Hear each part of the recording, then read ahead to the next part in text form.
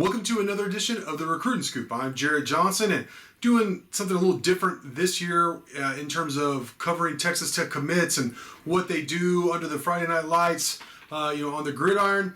I mean, normally we just do some kind of, actually the last couple of years we haven't done anything in terms of to recap like what they did every week. But we are going to. We're going to have a schedule for you that's going to be in copy form, which we already had one for the opening weekend. And then we're also going to have, the results, what they did, and then I'm going to have a video to accompany it to give it more color of what they actually did instead of just saying Bryson Donnell rushed for, 140 yards and 2 touchdowns. I want to tell you, give you some color around some context to what they did so you have a better understanding of what, future Red Raiders are doing, their senior year. So Tech, they only have 7 commits right now for the 2022 class. One of them, Caden Weatherby, 6'7", 280-pound offensive lineman in Colorado. He's out for his whole senior year with a torn labrum. He's expected to be healthy by the time he reports to Texas Tech in June, so keep that in mind. But there were 6 other guys in action this weekend to kick off their senior campaigns, and all of them won, and all of them kicked butt for their teams to help them win. So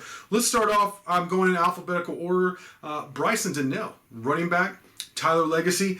He helped Legacy to a 35-17 victory over Lufkin there, and some nice East Texas action. Bryson Donnell, for those who don't know, 3-star running back who committed to Texas Tech in June. He opened his season just in a great way. I mean, had a monster game. 19 carries for 84 yards and 2 touchdowns. Plus, caught 7 passes for 129 yards and another score. And that's a great stat line, don't get me wrong. But I really want to read something that his coach said that caught my attention that I thought was at least as impressive as his stat line. His coach, Joe Willis, there at Tyler Legacy, which used to be Tyler Lee, said, listen, he is a great teammate and does things right 100% of the time. He blocks, he catches the ball, he is a dominant football player and a high-character student athlete.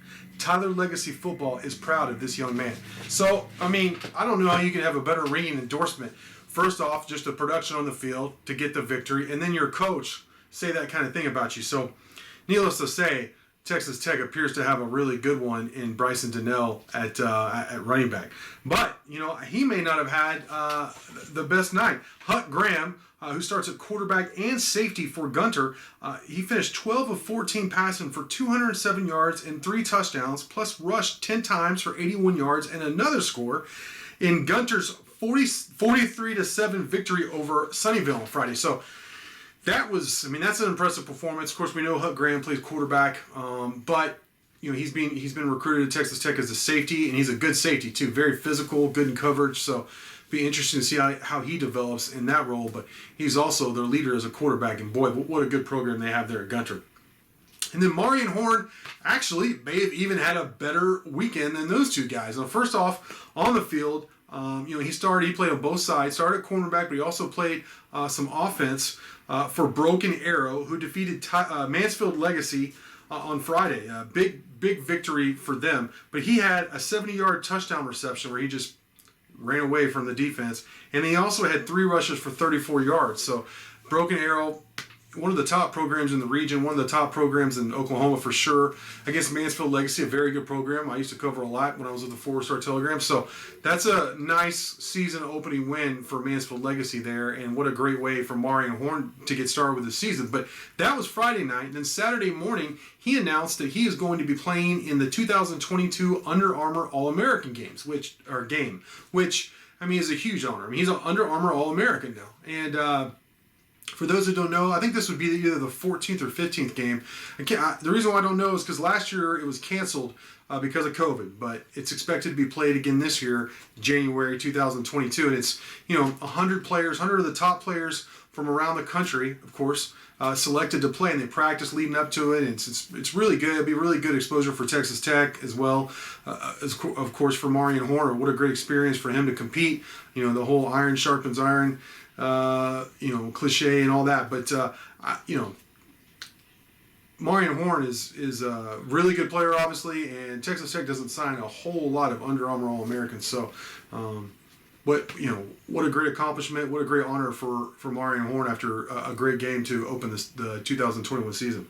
Wide receiver Tyler King caught 4 passes for 102 yards, and then he returned 2 punts for 18 yards. One was an 11-yard return for Leaf Taylor in their 31-0 shutout over Aldine Davis. So, and that was on Thursday night. So he had a cool interview. And I wish I remembered the guy's name on Twitter, but this guy obviously was like, he said, while you're currently committed to Texas Tech, you could tell he wasn't a big Tech fan, but Tyler King certainly is a big Texas Tech fan. He talked about just how much he liked the culture in Lubbock and at Texas Tech with the coaching staff and the players and everything, for why he chose Texas Tech. And then he ended it with a, wreck 'em, and he put both his guns up, which was cool at the end of the interview. So Tyler King, big night. Shutout victory for his team, Leaf Taylor, and then, cool interview, giving some love to Texas Tech. All right, now I already mentioned Caden Weatherby's out for the season. Cornerback Jocelyn Malaska, he started at cornerback, of course. That's where he's, that's what he's being recruited to Tech for. But he also caught a 6-yard touchdown for Bethany, Oklahoma, in their win over Jones, Oklahoma, 27-14 on Friday. So really nice start for him. In terms of the highlights, I actually watched Jones's highlights. They have a pretty good quarterback. And I didn't see him get burnt. He gave up like one little small pass and took a bad angle on one play. But the rest of the game that I saw, he made some really good plays. And then, of course, caught that touchdown pass for a big win for Bethany. And finally, offensive lineman Sheridan Wilson, actually talked to him on Sunday about the opening season win. Argyle and played in the Tom Landry Classic, which is a really cool event. They have like 4 or 5, big games to open the season every year. I covered that, 2 or 3 years in a row back in the day.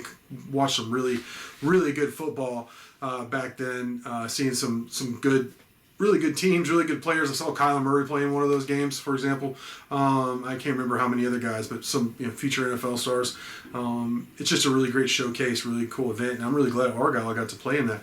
They opened with a big win, 45-29 over Fort Worth Nolan Catholic. And what's interesting is that Sheridan Wilson playing right tackle was matched up with Nolan Catholic defensive end Curly Thomas, who was one of Texas Tech's top targets this cycle, who, he's currently committed to Cal. So that was an interesting choice. I mean, Cal's a great school, so I get it, but he had a lot of offers, Curly Thomas did, in the region, and chose, to go way out to the West Coast. But, from what I saw in the video, I didn't watch the whole game, but from what I saw, Sheridan Wilson held up very well against, a future Power 5 defensive end. So that was, kind of a clash of titans there. And Argyle, defending their undefeated state championship from a year ago. They got off to a good start. Now, Sheridan told me that, look, there's a lot of things for them to work on, that they felt like they could have played a lot better, but that ultimately, hey, they got the victory, and that's always better than, trying to learn after you lose. So that's going to do it for this week. What a great way to start the 2021 football season for Texas Tech commits. So I'll have the schedule, the Friday Night Lights schedule, up on Inside the Red Raiders very soon, and then we'll see what they do for an encore. But with that, I want to thank you for watching, and until next time.